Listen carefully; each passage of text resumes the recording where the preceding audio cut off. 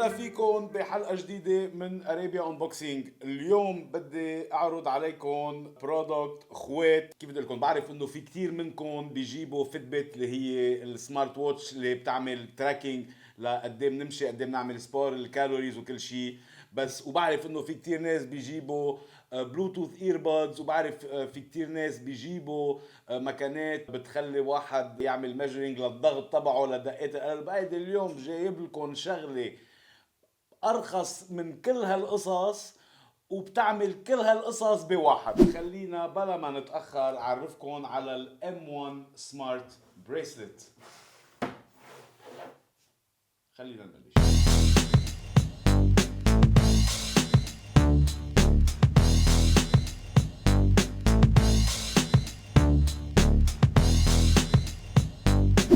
اريبيا انبوكسينج. لكن اليوم بدي اعرفكم على الام 1 سمارت بريسلت مع بلوتوث ايربودز. مثل ما مبين عليكم هون بالصوره، هيدا سمارت بريسلت، والايرفونز تبعه الايربودز بيكونوا جواته. يعني ما بقى هيدي ديجا لحالها، يعني ما بقى حنضيع الايربودز تبعنا، ما بقى حنضيع وين حطيناهم السماعات، لانه حيكونوا جوات الساعه حوالي ايدنا. بس اكتر من هيك هيدي بتعمل كذا شغله.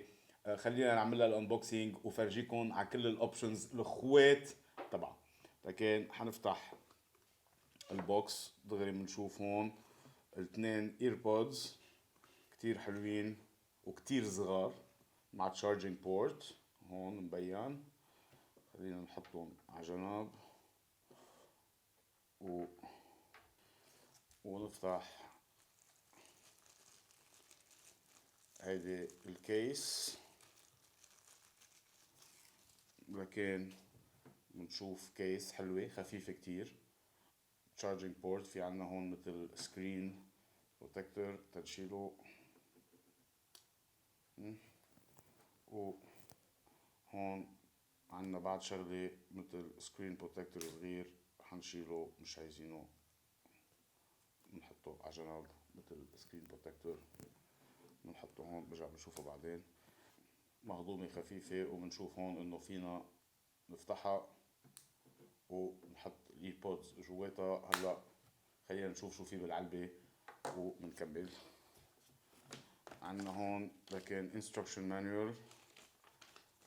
اوكي، وشو عنا بعد جوات هالعلبة؟ البريسلت تبعها اللي بتركب فيها. هلا بنركبها، والتشارجر. دغري بنلاحظ انه هيدي عندها التشارجر لإلها، يعني معمول لإلها. هاي اول شغلة انا بلاقيها شوي نيجاتيف، لانه يعني لازم وين ما نكون معها لازم يكون معنا التشارجر تبعها. يا ريت حطوا اندرويد اما يو اس بي سي اما يو اس بي صغيره تشارجينج بورت، لانه بصير اكتريتنا عنا كل هالشارجرات تكون وين ما نحطها من المشرجة. بس ومثل اثنين بادز تينحطوا ريبليسمنت للايربودز. اوكي، التشارجر بنشوف تشارجر لإلها، يعني هيدا بيركب هون ماجنتيك. اوكي، وخلينا نشوف لكن شوي البريسلت. حشيل ساعتي تدغري نقدر نجربها ونشوف كل شي بتعمل. بقى هون مثل ما قلنا، لكن هيدي البريسلت اللي بتهديها. اوكي، وهون الكيس قلنا خفيفة مهضومة، وبنشوف انه هون في محلين للهيدسيت بنحطهم. نحط هيدا اليمين وهيدا الشمال، ويعني بيشرجوا هن وجوات الكيس، اللي هي شغله كتير منيحه لانه بنستعملهم بنرجع بنحطهم بيرجعوا بيشرجوا. وهيدا البيت تبع البريسلت، لكن خلينا نركب عليها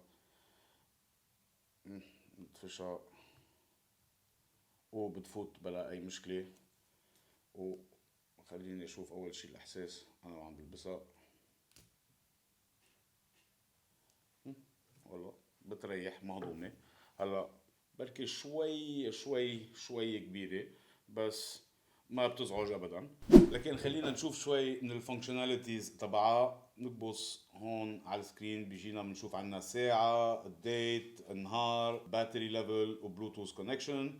لانه اكيد عندها ابلكيشن تعمل سينكينج مع التليفون، هلا بنرجع لهم بس تنقطع ثرو الابلكيشنز. الستيب كاونتر كم ستيب ماشيين بالنهار، الديستنس اكيد كم كيلومتر عاملين، كم كالوريز حارقين. وهون شغله كتير مهمه اللي هي دقات القلب. يعني هون حتعمل ميجرمنت تبع دقات القلب، ودائما يقلنا انه اذا دقات قلبنا كله ماشي الحال، اما اذا في مشكله عليهم. هون بنشوف انه عم بيعمل كمان لايف ريدنج على دقات القلب بدقيقه. واذا بنكبس هون عندنا الضغط، يعني هيدي عن جد عن جد اخوات. كمان تعمل مونيتورينج للضغط تبعنا بقى مع السنسورز اللي تحت. هلا تشوف قد ايه ضغطي، وبترجع بتعمل لي بتحط لي قد ايه ضغطي. وبالقليله اذا طلع الضغط اما نزل الضغط دغري بيقول لي هون عندنا 13 8، يعني نشكر الله الضغط كتير منيح. وبعد الضغط عنا نرجع على المين سكرين. هلا خليني افرجيكم الابلكيشن وكيف بتعمل سينك وشو القصص الاخوات اللي بعد بتعملوها هالساعه. لكن اخذت التليفون وخليني افرجيكم شوي على الابلكيشن كيف تعمل سينكرونايزنج وشو في بهالابلكيشن. بقى هون بنشوف دغري نفتح الابلكيشن، عنا دغري بفوت على البيدوميتر يعني قد ايه ماشيين، ديستانس كم كالوريز بيرند، سبورتس جول فينا نحط سبورتس جول يعني كم ستيبس بدنا نعمل بالنهار. بعدين عندها هلا الحلو كتير فيها هيدي كمان عندها سليب ميجرينج، انه بتقلنا انه قد ايه نايمين، واذا نايمين لايت سليب ديب سليب قد ايه وعينا بالليل. بقى كمان وقت واحد بينام بيوعى اذا بيضلوا لابسها في الابلكيشن بتشوف انه اذا نام منيح ما نام منيح، اذا وعي بالليل وبلا ما يحس يعني. اما اذا كمان اخوات كمان هون عنا دقات القلب بنحط له بلاي، هون حيعمل مثل ما بنشوفه هون عم تبرم، حيعمل ميجرينج للهارت ريت تبعنا. بيقلنا هون شو النورمال هارت ريت. هلا هون عم شوف على الساعه 85 86. بقى هون بيعمل انالايزنج، واذا بيطلع الهارت ريت اما بيوطى فوق عن النورمال حيعطينا اليرت. بنشوف هون 85 بي بي ام، يعني بين ال 60 وال 100 بالنص 100%.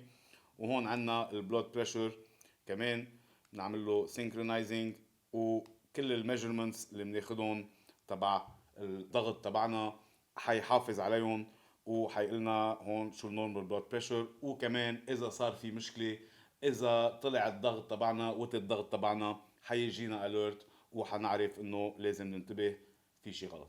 وكل هول الميجرمنتس اكيد بالابلكيشن بتخليهم هون 12/7 يعني كله منيح. وبنشوف هون عنا بيقلنا اي ساعه واي ديت اخذنا هالميجرمنت.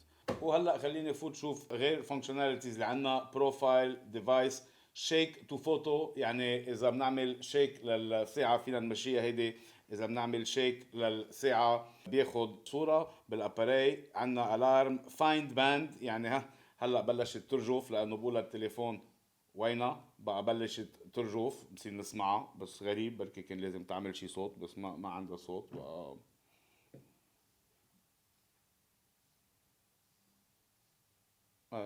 بس بترجف بقى اذا مضيعها هيدي ما ملاقيها كتير كتير ذكيه. ليفت ريست تو فيو انفو، يعني كل ما بنعليها بنشوف الانفو ببين معنا اوكي عادي. وذر دغري بيعطينا الطقس وين ما كنا، جود اوبشن.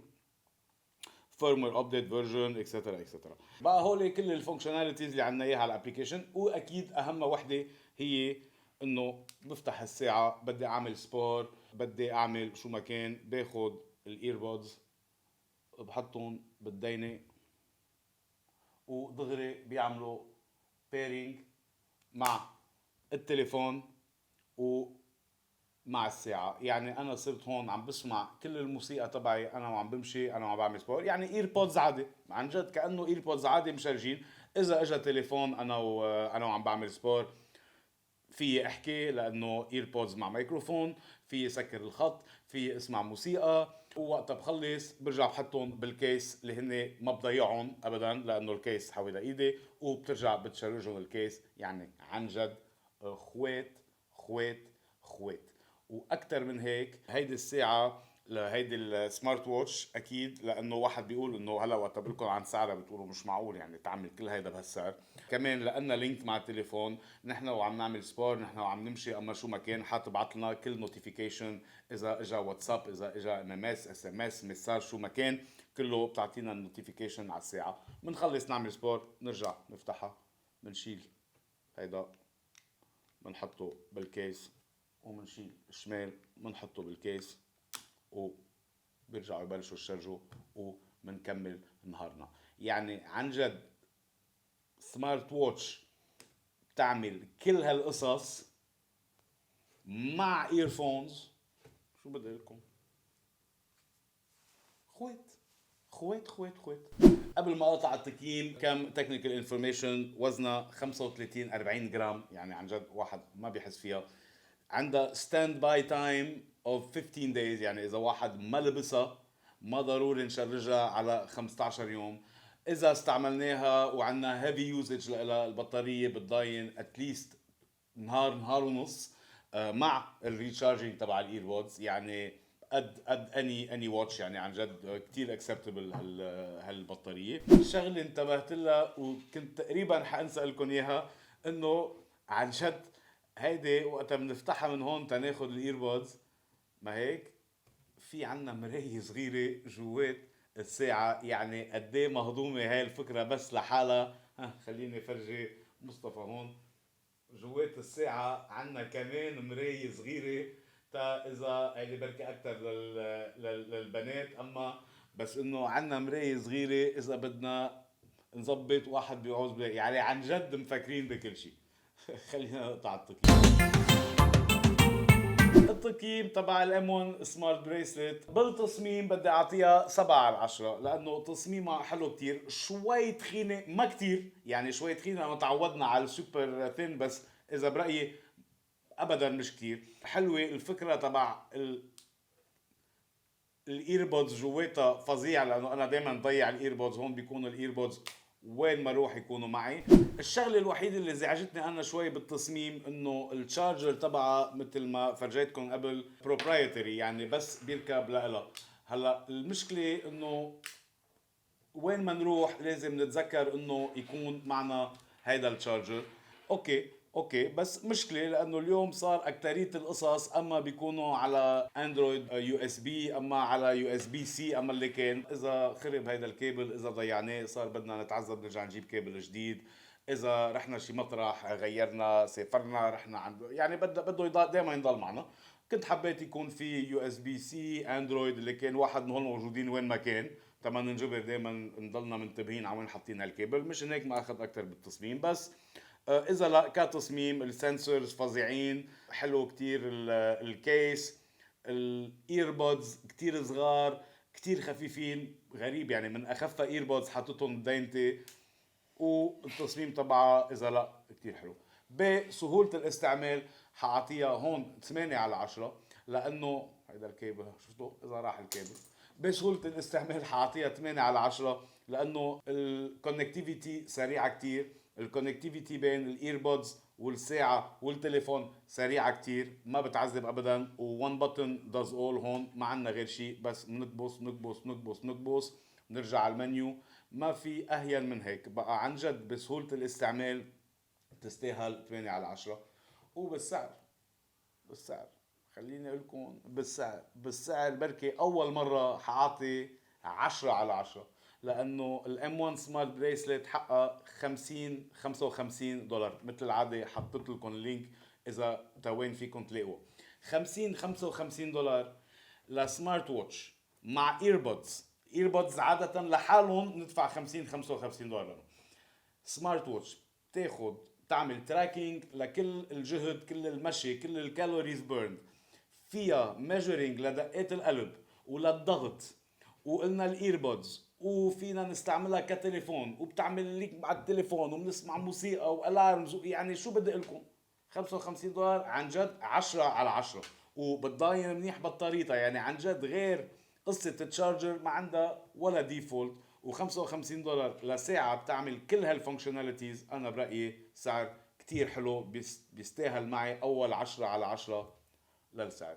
ميرسي كتير انه حضرتوا هالحلقه، ان شاء الله عجبتكم الام 1 سمارت واتش بريسلت، اما سمارت مالتي يوز بتعمل 100,000 شغله. ثانك يو لانكم بتضلكم دائما عم تحضرونا، وبليز ما تنسوا تعملوا سبسكرايب اذا بعد مش عاملين سبسكرايب، شير لايك للفيديوز. بتلاقونا على الفيسبوك، تويتر، انستغرام، تيك توك، كل شيء الموجود بتلاقونا عليه. ان شاء الله نشوفكم المرة الجاية بحلقة جديدة من ارابي انبوكسينج. ميرسي كتير لانه دائما بتلحقونا، ولهلا بقولكم باي. خليني اروح جرب الساعة، اعمل شوية سبور ونشوف اذا بطل يضل